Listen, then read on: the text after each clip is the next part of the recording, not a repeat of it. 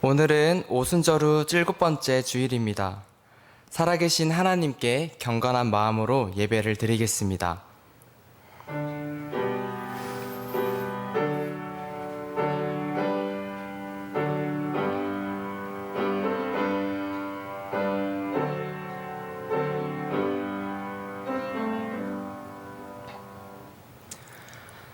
아름답고 거룩한 곳으로 여호와께 예배할지어다. 온 땅이여 그 앞에 떨지어다. 모든 나라 가운데서 이르기를 여호와께서 다스리시니 세계가 굳게 서고 흔들리지 않으리라. 그가 만민을 공평하게 심판하시리라 할지로다. 하나님은 영이시니 예배하는 자가 영과 진리로 예배할지니라. 아멘. 사랑하는 성도 여러분, 우리는 지금 거룩한 곳 하나님의 영적인 임재가 머무는 장소에 들어와 있습니다. 마음과 영혼의 문을 열어 하나님의 음성을 들으십시오. 1분 정도 깊은 묵상의 기도 시간을 갖겠습니다.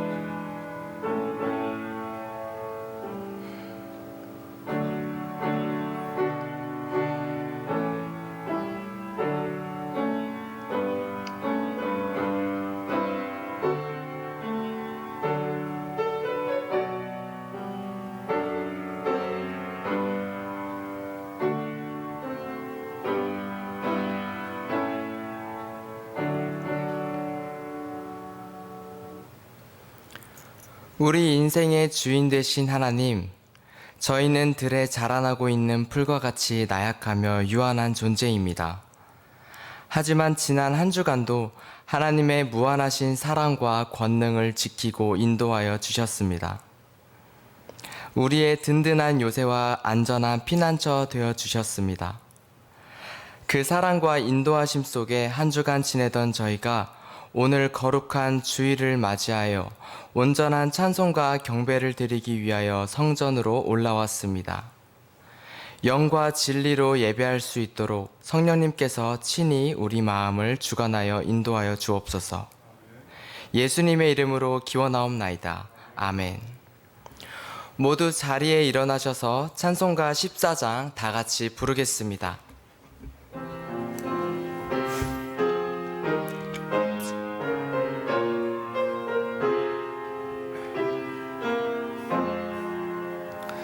주리 하나님 하늘에 계시니 온천하 만민 주 앞에 찬송하네.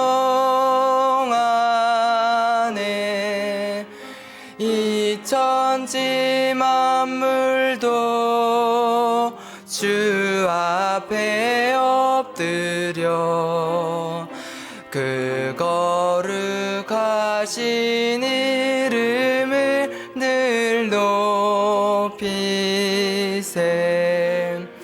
주 언약하신 것 끝까지 지키니 저 하늘나라 향하여 곧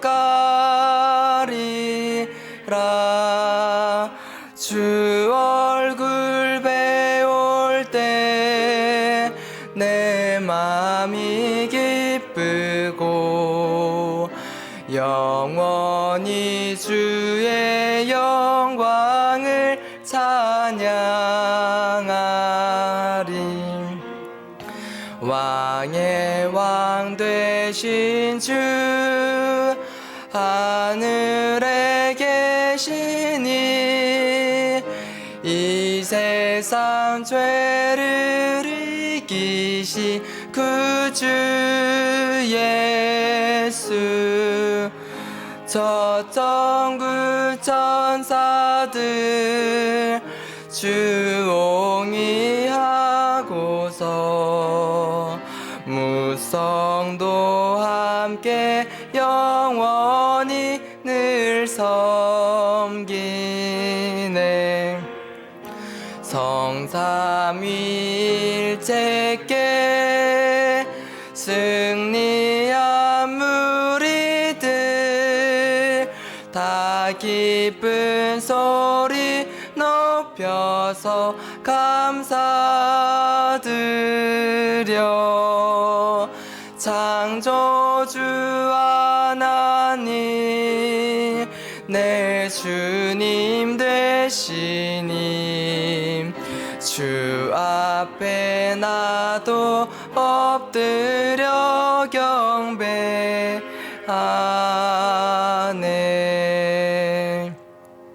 아멘.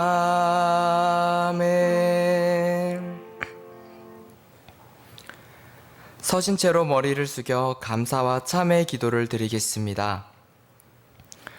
공의로우신 하나님 아버지, 근심 걱정 가득한 세상, 인생의 문제들이 산재해 있는 세상, 그 세상에서 저희들을 지켜주시고 보호해 주셔서 감사드립니다.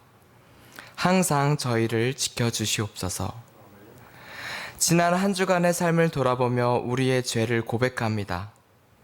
삶을 변화시키는 말씀, 그 능력을 신뢰하지 않았습니다.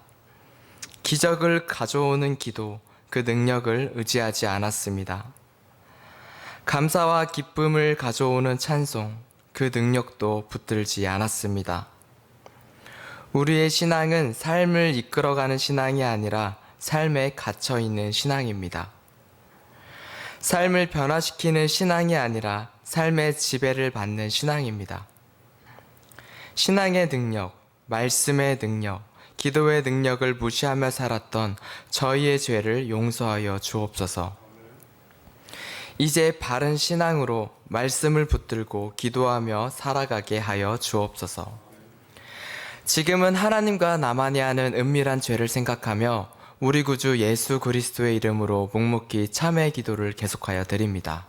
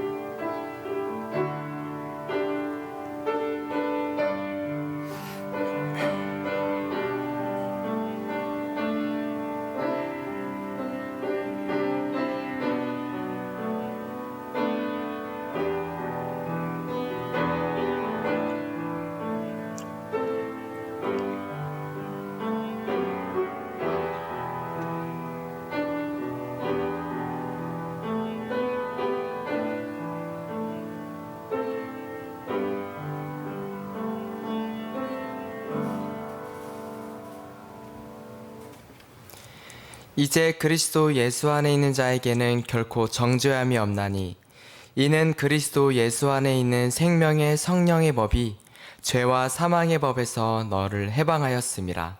아멘. 자리에 앉으셔서 교독문 28번을 교독하겠습니다. 교독문 28번을 교독하겠습니다. 하나님이여, 찬송이 시온에서 주를 기다리오며 기도를 들으시는 주여, 모든 육체가 주께 나아오리이다.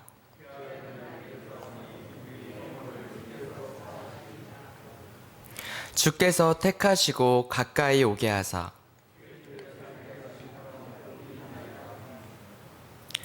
우리가 주의 집 곧 주의 성전의 아름다움으로 만족.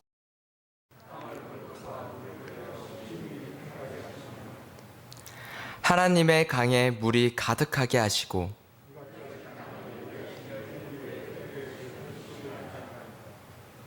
초장은 양떼로 옷 입었고 골짜기는 곡식으로 덮였음에.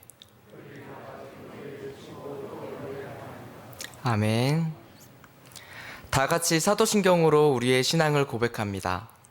나는 전능하신 아버지 하나님, 천지의 창조주를 믿습니다.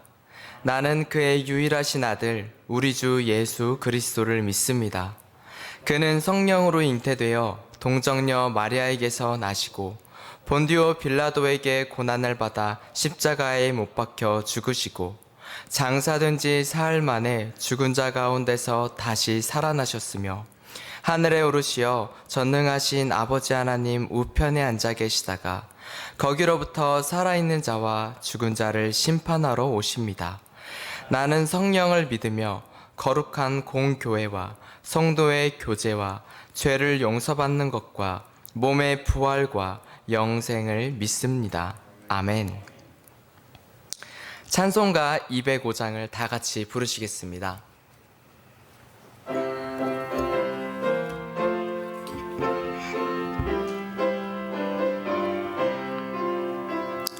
주 예수 크신 사랑을 늘 말해주시오. 나 항상 듣던 말씀 또 들려주시오. 저 배지 않는 천국 주 예수 계신 곳 나 밝히 알아듣게 또 들려주시오.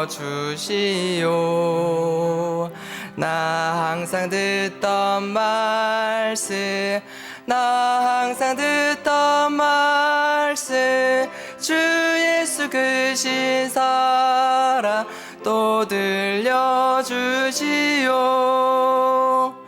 아침에 이슬 방울 쉬 사라짐같이 내 기억 부족하여 늘 잊기 쉬우니 잘 알아듣기 쉽게 늘 말해주시오. 날 구속하신 사랑 또 들려주시오.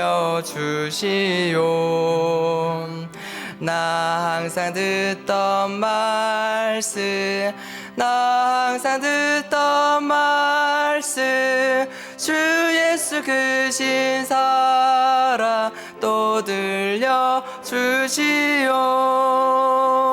주 예수 나를 위해 이 세상 오셔서 날 구속하신 은혜 말하여 주시오. 나 같은 사람 위에 주 보혈을 흘렸네.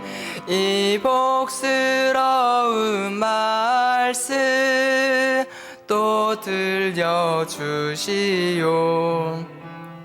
나 항상 듣던 말씀 나 항상 듣던 말씀 주 예수 크신 사랑 또 들려주시오.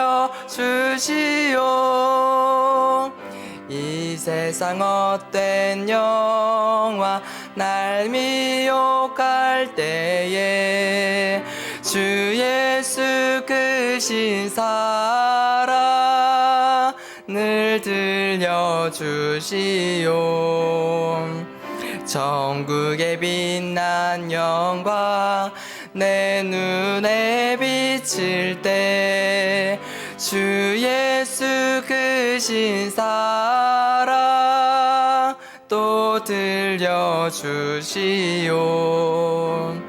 나 항상 듣던 말씀 나 항상 듣던 말씀 주 예수 그 신사라 또 들려주시오.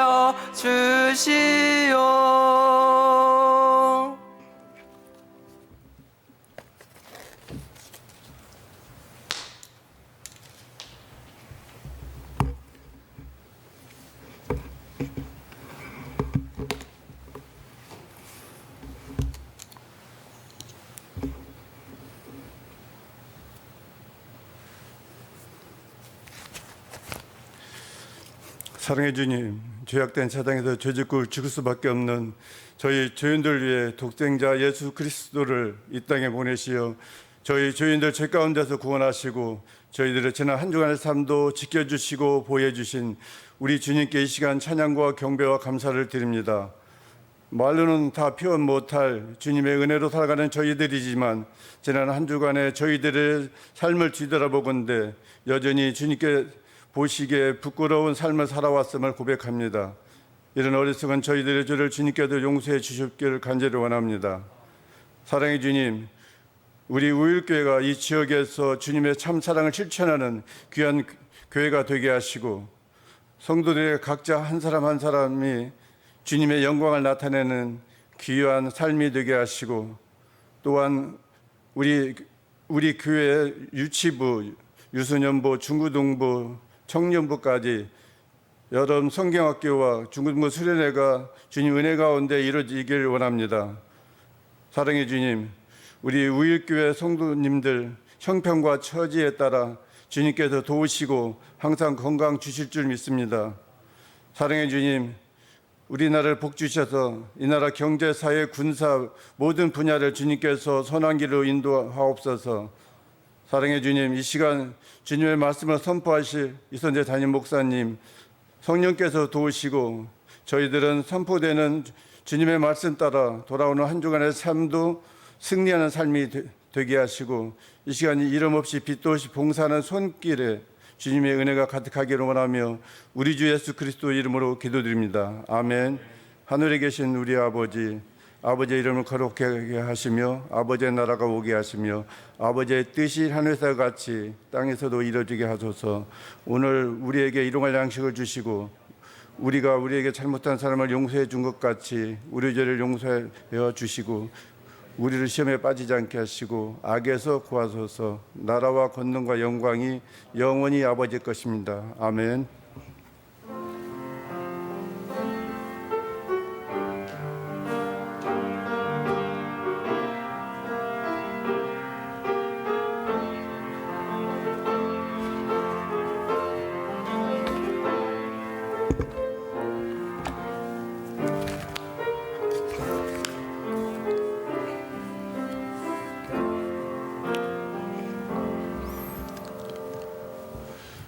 우리에게 주신 하나님의 말씀은 마가복음 8장 1절부터 10절까지입니다. 마가복음 8장 1절부터 10절까지 하나님 말씀 봉독합니다. 그 무렵에 또 큰 무리가 있어 먹을 것이 없는지라 예수께서 제자들을 불러 이르시되 내가 무리를 불쌍히 여기노라. 그들이 나와 함께 있은지 이미 사흘이 지났으나 먹을 것이 없도다. 만일 내가 그들을 굶겨 집으로 보내면 길에서 기진하리라. 그 중에는 멀리서 온 사람들도 있느니라. 제자들이 대답하되 이 광야 어디서 떡을 얻어 이 사람들로 배부르게 할 수 있으리이까? 예수께서 물으시되 너희에게 떡 몇 개나 있느냐? 이르되 7이로소이다 하거늘 예수께서 무리를 명하여 땅에 앉게 하시고 떡 7개를 가지사 축사하시고 떼어 제자들에게 주어 나누어 주게 하시니 제자들이 무리에게 나누어 주더라. 또 작은 생선 2마리가 있는지라 이에 축복하시고 명하사 이것도 나누어 주게 하시니 배불리 먹고 남은 조각 7광쥐를 거두었으며 사람은 약 4,000명이었더라. 예수께서 그들을 흩어 보내시고 곧 제자들과 함께 배에 오르사 달마누다 지방으로 가시니라. 아멘. 우리가 지난주에 나눴던 말씀이 기도에 대한 말씀이죠. 첫 번째, 기도문으로 기도하라. 두 번째, 기도 제목을 가지고 기도하라. 세 번째, 성령 기도하라. 네 번째, 말씀을 따라 기도하라. 다섯 번째, 짧은 기도를 하라 라는 말씀을 나누었어요. 혹시 기도하셨습니까? 기도는 저축과 같은 거죠. 기도는 매일 꾸준히 해야 합니다. 기도가 쌓이면 언젠가 그것이 큰 능력이 되어서 여러분의 삶 가운데 옵니다. 그때 그 기도가 기적이 됩니다. 사랑하는 성도 여러분, 늘 기도할 수 있는 성도님들 되시기를 바랍니다. 사도행전 20장을 보면 아주 흥미로운 사건이 하나 나옵니다. 유두고라는 청년이 바울이 설교를 하는데 설교를 창가에 앉아서 듣다가 졸았어요. 그리고 나서 졸다가 창가에서 떨어졌는데 그곳이 3층이었어요. 그래서 거의 죽었다가 살아났어요. 우리가 그 본문을 읽으면서 우리는 이런 생각을 할 수 있어요. 아니, 바울이 얼마나 설교를 못했으면, 바울이 설교를 얼마나 재미없게 했으면 어떻게 사람이 설교를 듣다가 졸고 그래서 창문에서 떨어져 죽을 뻔했나라는 생각을 할 수 있습니다. 그래서 바울의 책임이라고, 바울이 설교를 못해서 그런 거라라고 생각할 수 있는데 전혀 그런 본문은 아닙니다. 그날 유두고가 졸았던 건 바울의 설교가 너무 길었기 때문이에요. 길어도 너무 길었어요. 바울의 일행은 드로아라는 도시에 도착을 합니다. 그런데 그 도시에서 일주일밖에 머물지 않았어요. 짧은 시간이죠. 그래서 마지막 떠나기 전날 밤 이 바울이 이 교인들과 함께 예배를 드리며 설교를 해요. 유대인들은 그 당시 초대교회는 보통 해가 질 무렵부터 모여요. 그래서 저녁 식사를 하고 그리고 나서 예배를 드리기 시작합니다. 그런데 이 바울의 설교가 한밤중까지 계속되었어요. 성경에 그렇게 나와요. 한밤중까지. 최소한 서너 시간 정도 아마 바울이 강론을 했던 것 같아요. 그런데 유두고라는 청년이 창가에 걸터 앉았다라는 것은 온 집안의 사람들이 어떻게 해요? 가득 찼다라는 거죠. 더 이상 앉을 데가 없어서 창가에 앉았을 가능성이 있는 거죠. 그렇다면 예배가 서너 시간 계속해서 지속되고 있었다면, 야, 바울도 대단하지만 듣고 있는 사람들도 어떻게 해요? 대단한 거죠. 그렇지 않습니까? 그러다가 유두고가 깜빡 좋은 거예요. 그래서 졸아서 어떻게 해요? 떨어져서 죽을 뻔한 얘기입니다. 그런데 바울이 이 사건 이후에 성경을 보면 이제 유두고가 살아나고 그리고 나서 음식을 먹어요. 바울이 음식을 먹었다 기록되어 있어요. 음식을 먹고 다시 강론을 시작하는데 언제까지 했느냐? 날이 셀 때까지. 날이 셀 때까지 강론을 했다. 그러니까 밤새도록 강론을 한 거예요. 아마 틀림없이 10시간에서 12시간 정도 아마 강론을 했던 것으로 보입니다. 아마 이 시대는 있을 수 없는 일이죠. 그렇지 않습니까? 아마 지금 제가 12시간 지금부터 땡해서 12시간 설교한다 그러면 여러분 다 집으로 가실 겁니다. 불가능한 일이죠. 그런데 그렇게 길게 했던 건 바울이 내일 떠난다라는 소식을 듣고 사람들이 바울에게 강론을 요청을 했고 바울은 밤새도록 설교를 했던 겁니다. 그날 그곳에 예배와 말씀 강론이 있었는데 이 시대에 없는 말씀에 대한 열정이 다 올랐던 거죠. 저는 그날 저녁에 말씀이 강물처럼 흘렀을 것이다. 얼마나 은혜로웠을까요? 드로아 사람들은 바울이 전한 말씀을 하나라도 놓치지 않기 위해서 이 세상에서 가장 무거운 눈꺼풀을, 맞죠? 얼마나 무거워 이게. 이것처럼 무거운 게 어디 있어요? 이걸 이겨내고 말씀을 들었던 거죠. 목사의 시각에서 그날 그곳에 있는 사람들의 자세가 정말 부럽긴 부럽습니다. 부러워요. 진짜 부럽다고요. 여러분 혹시 말씀에 대한 열정을 느낀 적이 있습니까? 말씀에 대한 열정을 느낀 적도 없거니와 있다 할지라도 어쩌면 그것이 오래전에 있었던 일이 되어버렸지는 않았습니까? 우리는 성경이 하나님 말씀이라고 믿지만 정작 하나님의 말씀은 멀리하고 삽니다. 성경은 하나님의 말씀이고 신의 계시입니다. 고대의 신의 계시는 신성한 것이었어요. 그래서 신의 계시를 무시하면 저주를 받아 죽었습니다. 지금 우리 시대에 하나님의 계시인 성경은 핸드폰보다 더 무가치합니다. 집에 나올 때 가장 먼저 찾는 것이 핸드폰이고 집에 들어갈 때 가장 먼저 확인하는 것이 핸드폰이죠. 그러나 정작 성경은 찾지 않습니다. 어쩌면 성경은 어디에 있는지도 모를 겁니다. 그냥 먼지만 쌓여가는 거죠. 이제 성경을 가까이 하는 것 그 자체가 기적인 시대가 되어버렸습니다. 현대인들은 하나님이 계신 성경을 멀리 하는 삶을 살고 있는 거죠. 그러나 저는 지금도 성경을 가까이 하는 사람에게 놀라운 말씀의 기적이 있다고 믿습니다. 하나님의 계시를 따르는 사람들에게 반드시 하나님의 기적은 일어납니다.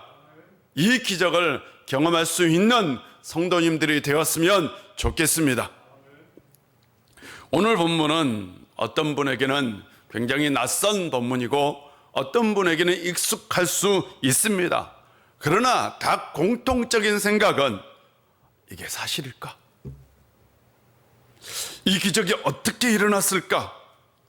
아니 어떻게 떡 5개로 4,000명의 사람이, 떡 7개로 4,000명의 사람이 먹을 수 있을까? 우리의 생각은 이 기적에 초점이 가 있어요. 이 기적이 어떻게 일어났을까? 이 기적은 불가능한 거야. 이 본문을 읽으면서 우리는 기적의 이야기라고 생각합니다. 물론 기적의 얘기죠. 그러나 이 본문에는 기적보다 더 중요한 얘기가 담겨 있습니다. 바로 기적을 만든 원인이 무엇인지 우리는 발견해야 합니다. 그것이 무엇일까요? 제가 성경을 읽는 방법이 있는데 같이 한번 가보도록 하겠습니다. 첫 번째, 본문을 반복해서 읽으라입니다. 저는 설교를 하기 전에 이 본문을 실은 계속 반복해서 읽었어요. 여러 번 읽었어요. 그리고 나서 이 사건이 말하고자 하는 의도가 무엇인지 읽으려고 노력했습니다. 다른 번역 성경도 읽었습니다. 여러분 말씀을 읽을 때에 몇 가지 방법이 있어요. 첫 번째, 소리 내어서 읽으세요. 소리 내서 읽으면 제가 입으로도 읽지만 뭐로도 읽어요? 귀로도 읽게 돼요. 눈으로 보는 것보다 훨씬 더 생생합니다. 두 번째, 반복해서 읽으세요. 그냥 한 번 읽고 지나가지 마시고 그냥 계속해서 또 읽으세요. 그러면 처음 읽을 때 놓쳤던 것이 눈에 보입니다. 왜 영화를 보면 두 번째 볼 때는 여러분 더 재미가 있어요. 왜요? 내가 놓쳤던 것이 보이거든요. 그것처럼 말씀을 반복해서 읽으면 나중에 그 부분이 나에게 말을 걸어옵니다. 질문해요. 그렇게까지 읽을 수 있는 성도님들 되시기를 바랍니다. 세 번째는 다른 번역 성경을 꼭 보세요. 우리 개역 성경이 어렵게 번역된 부분이 있어요. 그래서 쉬운 성경이나 다른 성경을 읽으면 훨씬 이해가 됩니다. 쉽게 번역된 것들이 많이 있습니다. 번역서들을 다른 번역을 꼭 같이 함께 읽으면 좋습니다. 저는 이 본문을 반복해서 읽으면서 제가 놓쳤던 부분을 발견했어요. 그것이 바로 2절입니다. 2절, 그들이 나와 함께 있은 지 이미 사흘이 지났으나 입니다. 주님을 따르는 사람들이 약 4,000명 정도 되었다. 그리고 제자들은 이 지역이 광야다라고 얘기합니다. 그런데 그들이 주님과 함께 있은 지 벌써 며칠이 지났다고요? 사흘, 3일이 지났다. 아니, 그렇다면 어떻게 이 많은 사람들이 주님과 함께 있었을까? 않습니까? 아니, 그날 도대체 어떤 일이 있었던 것일까? 이 본문이 저에게 걸어온 질문이었어요. 그날 무슨 일이 있었지? 어떻게 그 많은 사람들이 주님과 함께 사흘 동안 함께 지냈지? 라는 거였어요. 두 번째, 이야기 속으로 깊이 들어가라입니다. 우리는 이 사건을 읽으면서 눈에 들어오는 것이 그냥 어떻게 7떡 7개로 4,000명을 먹일 수 있을까? 물론 좋은 질문이죠. 굉장히 좋은 질문입니다. 주님이 이런 기적을 행한 분이라면 하나님의 아들이고 메시아인 건 분명합니다. 분명히 이 이야기는 주님이 하나님의 아들인 것을 나타내고 메시아인 것을 드러내는 본문이기도 합니다. 저도 예전에 읽을 때는 기적에 초점을 맞춰 읽었어요. 그래서 내 삶 가운데 이런 기적이 있었으면 좋겠다라는 생각도 했어요. 그러나 저는 이 본문을 읽으면서 이렇게 기도했어요. 하나님, 내가 이 본문을 통해서 보아야 할 것이 무엇입니까? 혹시 제가 놓치고 있는 것이 무엇입니까? 그때 들어왔던 본문이 내가 무리를 불쌍히 여기노라. 그들이 나와 함께 있은지 이미 사흘이 지났으나 먹을 것이 없도다. 주님께서 그곳에 있는 사람들을 불쌍히 여기셨다입니다. 지난 월요일 날 장례가 있었어요. 8살 아이들과 사랑하는 부인과 어머니와 형제를 두고 떠난 45세 가장의 장례였어요. 장례하는 동안 계속해서 저는 제가 장례를 집례했기 때문에 마음이 아팠어요. 마지막 순서는 이제 화장을 하고 그것을 납골하고 납골당에 납골을 하고 그리고 나서 마지막 예배를 드리죠. 저는 이 마지막 예배에 대한 설교에 대한 고민을 했어요. 너무 다 이게 45세의 이 젊은 사람 장례하는 게 보통 쉽지 않아요, 여러분. 설교할 게 없어요, 여러분, 실은. 계속해서 장례를 진행하면서 내가 마지막 설교를 어떻게 해야지? 마지막 설교는 어떻게 하면 이 유족들을 위로할 수 있을까? 고민하다가 이런 생각을 하게 되었어요. 고인이 이 유족들에게 하고 싶은 얘기가 뭘까라는 거였어요. 그러면서 떠오르는 말씀이 바로 주님께서 마지막 날 저녁 제자들에게 했던 말씀, 서로 사랑하라. 제가 그 잘 그냥 간단하게 서로 사랑하라, 주님께서 마지막 날 제자들에게 주었던 말씀입니다. 아마 이 고인이 여러분들에게 하고 싶다면 그 마지막 말씀은 아마 서로 사랑하는, 그래서 서로 사랑하라 라는 말씀이 아닐까요? 그러고 나서 다 일어서게 했어요. 그리고 서로 사랑한다라고 고백하고, 그리고 특별히 그 미망인 그 부인에게 먼저 시어머니가 다가가서 내가 너 사랑한다, 다른 가족들도 내가 너 사랑한다, 이렇게 다 고백하는데 눈물 바다였죠. 눈물을 다 흘리고 서로 격려하고 포옹하고, 참 슬프지만 아름다운 모습이었어요. 저는 이번 장례를 통해서 긍휼의 마음이 무엇인지, 주님이 어떤 긍휼의 마음을 가지고 있는지 다시 한번 알게 되었어요. 긍휼의 마음, 고통스러운 마음, 주님에게는 불쌍한 마음이죠. 주님이 우리에게 가지고 있는 마음이기도 합니다. 이들이 나와 함께 지낸 지 벌써 사흘이 지났다. 이제 나눠줄 음식이 없다. 내가 너무 가슴이 아프다 라는 표현입니다. 그렇다면 사흘 동안 무슨 일이 있었느냐라는 거죠. 주님의 말씀에 의하면 4,000명 가까운 사람이 사흘 동안 주님과 함께 지낸 건 분명해요. 그렇지 않습니까? 그것도 광야에서, 맞죠? 그렇다면 어떤 일이 있었느냐라는 거죠. 이 말씀을 유추해 보면 틀림없이 주님은 이 많은 사람들을 데리고 말씀을 선포하는 말씀의 잔치를 열었던 게 분명합니다. 4천 명의 사람들과 함께 사흘 동안 지내는 게 보통 쉬운 일은 아니죠. 아마 틀림없이 누군가 후원자, 물질 후원자가 있었고, 물질 후원자를 통해서 음식을 준비했고, 그들과 함께 광야에서 사흘 동안 지냈어요. 그런데 마지막 날 음식이 떨어진 거죠. 이제 이 사람들을 돌려보내야 되는데, 그들을 굶겨 돌려보내면 길을 가다 기진맥진할까봐, 지칠까봐 주님께서 걱정하셨어요. 이것이 바로 주님의 마음입니다. 자칫 배고픈 상태의 길을 가다가 시험에 들 수 있잖아요. 그러면 어떻게 해요? 지금까지 받았던 은혜 어떻게 다 은혜가 어떻게 해요? 다 허공에 사라질 가능성이 있어요. 그래서 주님은 주님 굶겨보낼 작정 군할 생각이 없었던 거예요. 그래서 기적이 일어났습니다. 그렇다면 이 기적이 있기 전에 주님께서 사흘 동안 이 사람들과 함께 보냈는데 이 보낸 사건이 어떻게 이루어졌느냐, 무엇이 원인이 되었느냐라는 거죠. 이 이야기에 앞서 중요한 두 개의 사건이 나옵니다.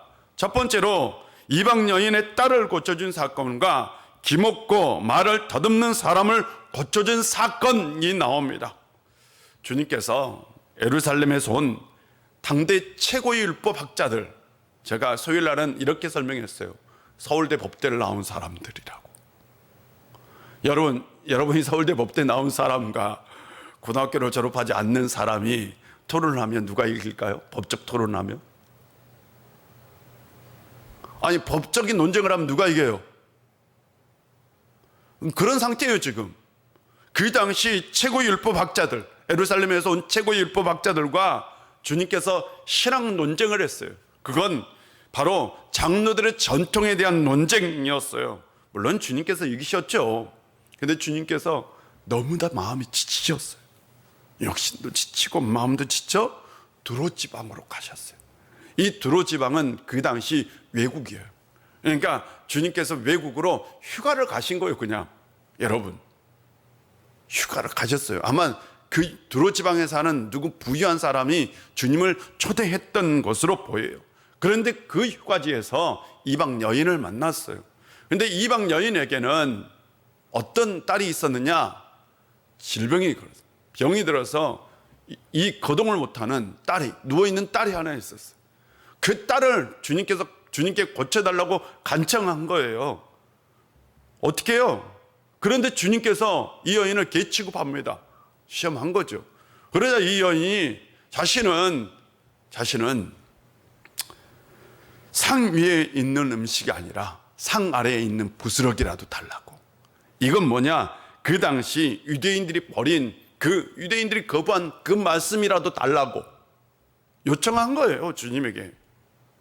주님께서 그 얘기를 듣고 감동을 받죠. 그러고 나서 그 아이를 보지도 않고 고쳐 주었습니다. 주님의 마음이 다시 회복된 거예요. 그리고 나서 유대로 귀환했어요. 그런데 첫 번째 만난 사람이 기 먹고 말을 더듬는 사람이에요. 중환자가 아닙니다. 경증 환자예요. 근데 이 사람을 사람들이 데리고 왔어요. 이 사람은 걸을 수 있는 사람이에요. 전혀 자신의 의지가 없었어요. 사람들에게 이끌려 왔어요. 그런데 주님이 이 사람을 고쳐주는데 다른 성경의 다른 환자를 고치는 것보다 정말 정성껏 고쳐줍니다. 신기하죠? 의지가 없어. 내가 고침받을 의지도 없고 사람들에게 끌려온 그 사람을 주님께서 정성껏 다해 고쳐주었어요. 뭘까요? 주님께서 이 여인을 만나서, 이방 여인을 만나서 마음이 완전히 회복되었던 거죠. 그리고 나서 다시 유대인들에게 복음을 전하는 열정, 뜨거운 열정이 생긴 거죠. 하나님의 뜻을 이루어야죠. 이 땅에 하나님 나라를 세워야죠. 그래서 다시 주님께서 뜨겁게 복음을 전하기 시작하자 사람들이 몰려들기 시작했어요. 사람들이 몰려들자 주님께서는 그들을 광야로 데리고 가서 아예 말씀의 잔치를 한 거죠. 더 놀라운 건 이 잔치에 참여했던 그 많은 사람들이죠. 그런데 마지막 날 음식이 떨어졌어요. 음식이 떨어지자 주님께서 그냥 돌려보낼 수 없어요. 그래서 제자들에게 물어요. 너희들에게 떡이 몇 개 있느냐? 7개 있다고. 7개 남은 거예요. 그게 다야. 주님께서 오병의 기적에서는 제자들이 해결하라고 얘기를 했지만 이 기적에서는 주님께서 제자들에게 해결하라는 얘기를 하지 않습니다. 그냥 본인이 직접 해결해요. 문제는 해결해 버립니다. 주님께서 떡 7개, 2마리 생선을 가지고 축사하고 사람들에게 나눠주라. 그리고 4,000명의 사람들이 배불림 먹었어요. 이 기적은 바로 말씀에 열광했던 사람 기적입니다. 이 기적은 사흘 동안 주님과 함께 말씀을 잔치에 참여했던 사람들이 누린 기적이라고요. 말씀을 사모하면 놀라운 기적을 누릴 수 있습니다. 이 기적이 여러분에게도 있기를 주의 이름으로 축복합니다. 저는 그곳에 있는 사람들에게 주님께서 2가지를 주었어요. 이걸 보았어요. 첫 번째는 영적인 양식 주었죠. 맞죠? 2번째는 육체의 양식도 주었습니다. 말씀 안에 사는 사람들에게 누리는 기적이라 저는 믿습니다. 오늘 이 본문에 나오는 기적은 말씀의 열정을 가지고 있었던 사람들이 누리는 복이기도 합니다. 이 복을 누리시기를 바랍니다. 넷째, 말씀을 붙들고 기도하라입니다. 시편 1편을 보면 이런 말씀이 나오죠. 복 있는 사람은 악인들의 꾀를 따르지 아니하며 죄인들의 길에 서지 아니하며 오만한 자들의 자리에 앉지 아니하고 오직 여호와의 율법을 즐거워하여 그 율법을 주야로 묵상하는 자도다. 그는 시냇가에 심은 나무가 철을 따라 열매를 맺으며 그 잎사귀가 마르지 아니함 같으니 그가 하는 모든 일이 다 형통하리로다. 복이 있는 사람은 말씀을 즐거워하고 말씀을 매일마다 묵상하는 사람입니다. 그 사람은 모든 일에 다 형통함을 누리게 된다라고 얘기합니다. 저는 이 말씀을 읽고 나서요 기도했어요. 저 안에 말씀에 대한 열정, 뜨거움을 주옵소서. 말씀을 읽는 즐거움을 주옵소서. 말씀을 깨닫는 은혜를 허락하여 주옵소서라고 기도해요. 지금도 그렇게 기도하고 있습니다. 저는 수요 예배 때 그리고 금요기도 때 말씀을 나누고 성도들과 기도합니다. 말씀을 보는 재미가 있어요. 이때는 말씀이 꿀처럼 달게 느껴지기도 합니다. 특별히 수요 예배 때 마가복음 강론을 해요.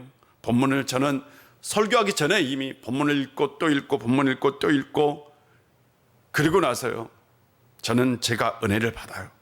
그리고 그 받은 은혜를 저는 수요 예배 때 나누려고 합니다.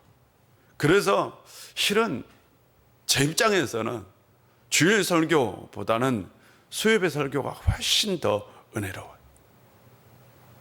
저 입장에서. 왜? 내가 말씀을 충분히 깊이 있게 깨닫고 그리고 그 깨닫는 말씀을 전하기 때문입니다. 수요 예배는 본문에 깊이가 있는 설교이고 본문을 그대로 따라가는 설교이기 때문입니다. 또한 금요일 날은 이렇게 해요. 본문을 다 같이 읽어요. 그리고 다 같이 묵상하게 합니다. 그리고 나서 그 말씀을 나누어요. 그리고 내가 준비한 말씀을 전합니다. 그런데 얼마나 좋은지 몰라요. 말씀에 은혜가 있고 또한 기도에도 은혜가 있습니다. 저는 말씀의 은혜를 체험한 분들에게 반드시 하나님이 주신 기적이 있을 거라 믿습니다. 한 주간 정말 말씀의 기적을, 말씀의 은혜를, 말씀이 꿀처럼 단 것을 경험할 수 있는 성도님들이 되었으면 좋겠습니다. 미국 목사님 중에 유명한 분이 한 분 계세요. 지금은 소천하셨어요. 갈보리 교회 척 스미스 목사님은 굉장히 유명한 분이세요. 이 목사님은 60년대 중반에 25명의 교인으로 시작해서 나중에 이 갈보리 교회가 3만 5천 명의 대형 교회로 성장시킨 목사님이세요. 이 목사님이 유명한 건 60년대 70년대 미국의 젊은이들, 히피 젊은이들이 아예 신은 죽었다라고 대놓고 얘기를 했어요. 그래서 젊은 사람들이 교회에서 썰물처럼 빠져나가 버렸어요. 그 시절입니다. 척 스미스 목사님은 과감하게 기존 교회의 전통을 깨고 아예 그냥 그 젊은이들에게 직접 다가가는 전도를 했어요. 그러니까 그들의 삶 속에 들어가는 거죠. 그들이 술과 마약에 찌들어서 밤새 파티를 열고 있는 그냥 갈릴리 그 바닷가를 찾아간 거예요. 그래서 그냥 그 자리에서 전도를 하고 예수 믿겠다면 그 자리에서 세례를 줘버리는, 굉장히 파격적이었던 거죠. 그 당시에는 통기타를 맞추어 같이 그들과 통기타를 가지고 찬양을 했어요. 그것이 바로 가스펠 성의 시초입니다. 그것이 바로 전 세계 CCM의 새로운 바람을 일으켰던 마라나타 음반이었습니다. 그런데 그분이 설교가 어려워서 목회를 포기했던 사람이기도 합니다. 설교가 너무나 어렵다. 일주일 동안 내내 설교를 준비하는데 이게 너무나 큰 스트레스가 되는 거예요. 그래서 견딜 수 없어서 아예 목회를 포기했었어요. 한 번은요, 이 목사님이 정말 설교를 잘하고 싶어서 빌기리안 목사님 흉내를 냈대요. 그 당시에 무선 마이크를 들고 한 손에 성경책 들고 빌기리안 목사님이 흉내를 냈는데 안 되는 거예요, 자신은. 그래서 아예 그냥 목회를 접은 거죠. 설교에 대한 좌절을 경험했던 거예요. 그런데 목회를 이제 그만두니까 할 게 없잖아요. 그렇지 않아요? 그래서 그래, 할 게 없는데 그래, 근데 성경이 읽고 싶더래요. 그래서 성경을 읽은 거예요. 이분이 창세기부터 쭉 성경을 읽고 또 읽고 읽고 또 읽고 은혜 받은 말씀을 밑줄을 긋고 묵상하고 기록하고. 성경이 너무나 재밌는 거예요. 성경이, 여러분, 말씀이 꿀처럼 단 거예요. 너무 다 꿀처럼 단 거예요. 그래서 이 은혜를 혼자 나눌 수 없으니까 아내한테 얘기해서 사람을 좀 모아달라고. 그래서 사람을 모았는데 40명이 모인 거예요.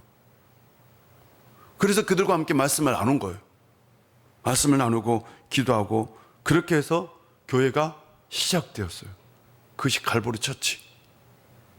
3만 5천 명이 되는 사람의 교회가 탄생한 거죠.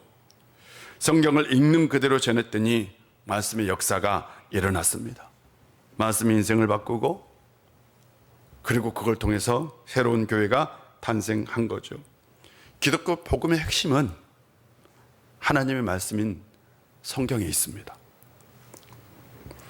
성경이 하나님의 뜻이고 성경 속에 신앙의 진리가 담겨 있습니다. 그래서 성경을 떠난 인생 상상해서는 안 됩니다. 성경에 있는 하나님의 말씀이 우리를 살리고 우리를 세웁니다. 한 주간 말씀을 붙들고 살 수 있는 성도님들 되시기를 바랍니다. 여러분에게 나눠준 건 한 주간 그 본문 한번 묵상해 보라 라는 거예요. 매일이 아니더라도 제가 마지막에 적어놨어요. 하루라도 정해서 성경 읽는 날을 정하고 그거 한번 따라해 보시기를 바랍니다. 한번 꼭 실천해 보세요. 기도하겠습니다. 아버지 하나님, 오늘도 우리 가운데 함께해 주시고 은혜 주셔서 감사합니다. 아버지 하나님, 말씀이 우리의 영의 양식이고 하나님의 계시이고 하나님의 뜻이라는 것을 우리는 압니다. 한 주간 말씀을 가까이 하는, 그래서 말씀의 능력을 경험할 수 있는 저희들 되게 하여 주옵소서. 예수님의 이름으로 기도합니다. 아멘. 우리 다 같이 일어나서 찬송합니다.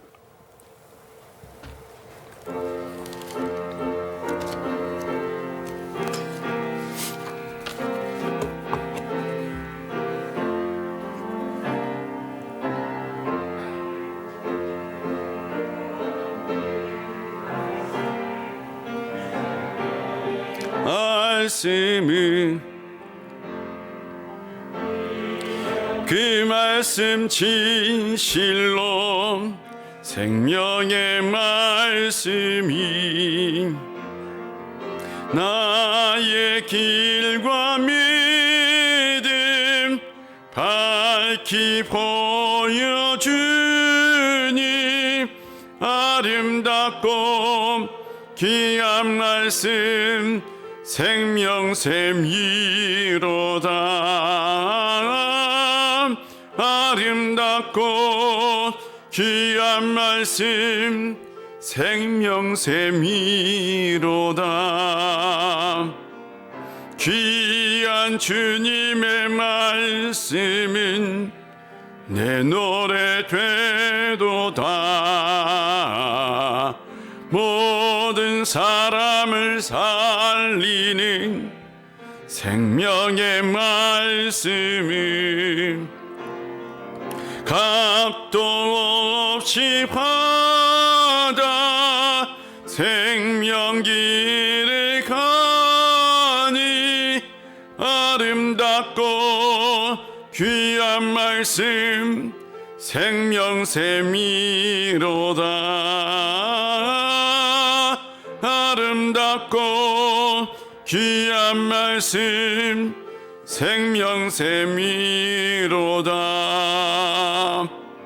널리 울리어 펴지 생명의 말씀은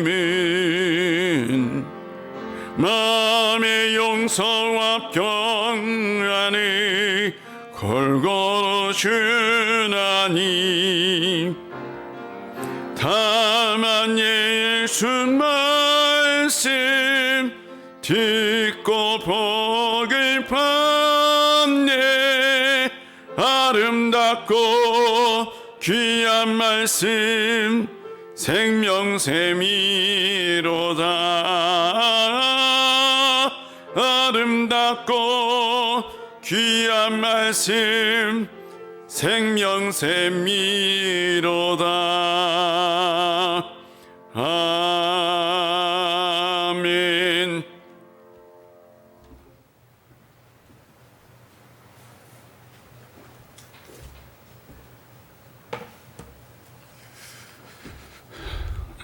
서춘자 성도님, 박기용 집사님, 김경희 권사님, 정정숙 집사님, 박정미 집사님, 김성열 장로님, 변명순 권사님, 박선희 집사님, 정재훈 집사님 무명으로 감사함을 드렸습니다. 기도합니다. 하나님 아버지 참 감사합니다. 한 주간 우리를 지켜주시고 또한 보호해 주시고 하나님의 은총 가운데 살게 하시고 그래서 우리가 주님 전에 나와 예배드릴 수 있도록 은혜 주시니 감사합니다. 아버지 하나님, 그 은혜 가운데서 우리가 빈손을 나오지 아니하고 정성껏 예물을 준비하여 가지고 나왔습니다. 이 예물을 받아주시고 흠양하여 주시옵소서. 드리는 손길마다 말씀의 기적, 생명의 기적, 물질의 기적이 있게 하여 주옵소서. 아버지 하나님, 뿐만 아니라 이 드려진 예물을 통해서 우리 우일교회가 날마다 성장하고 맡겨진 사명을 잘 감당할 수 있는 교회 되게 하여 주시옵소서. 아버지 하나님, 특별히 한 주간 살아갈 때에 우리의 삶 가운데 함께하여 형통의 역사가 꼭 있게 하여 주옵소서. 예수님의 이름으로 봉헌 기도 드립니다. 아멘.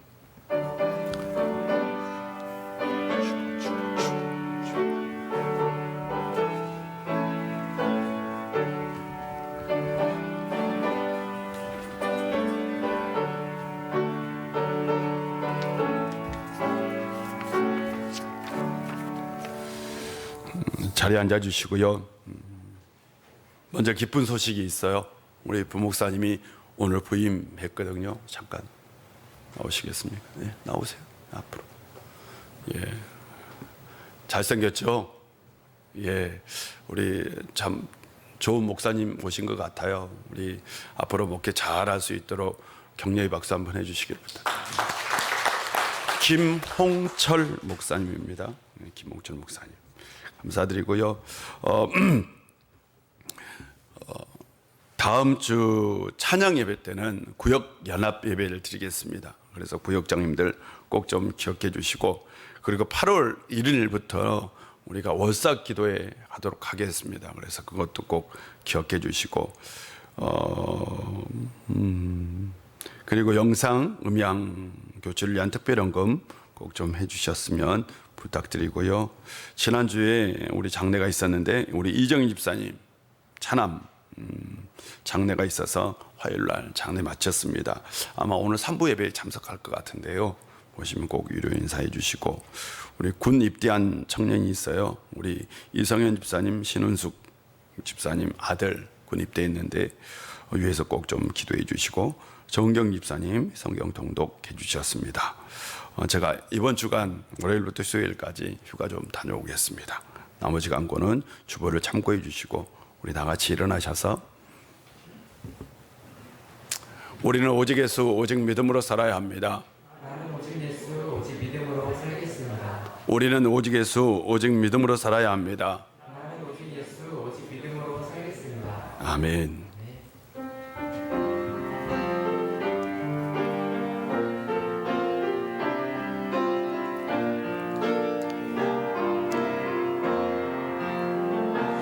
진정한 예배가 숨쉬는 교회, 주님이 주인 되시는 교회, 믿음의 기도가 쌓이는 교회, 최고의 찬양을 드리는 교회, 말씀이 살아 움직이는 교회, 성도의 사랑이 넘치는 교회, 섬김과 헌신이 기쁨이 되어 열매 맺는 아름다운 교회, 주님의 마음 닮아서 이웃을 사랑하는 교회, 주님의 영광을 위해서 빛 대신 주님 전하는 교회, 사랑의 불꽃이 활짝 피어나 날마다 사랑에 빠지는 교회, 주께서 사랑하는 우일교회가 이런 교회 되게 하소서. 하나님의 아들로 이 세상에 오셔서 우리에게 구원의 은총을 베풀어 주신 우리 구주 예수 그리스도의 놀라우신 은혜와 우리 아버지 하나님의 크신 사랑과 성령님의 함께하심의 역사가 한 주간 말씀을 붙들고 말씀의 기적을 경험하며 살기를 원하는 우리 우일의 모든 권속들과 그들의 가정 위에, 그리고 이 나라와 민족과 온 백성 위에 이제부터 영원히 함께 하시기를 간절히 축원하옵나이다. 아멘.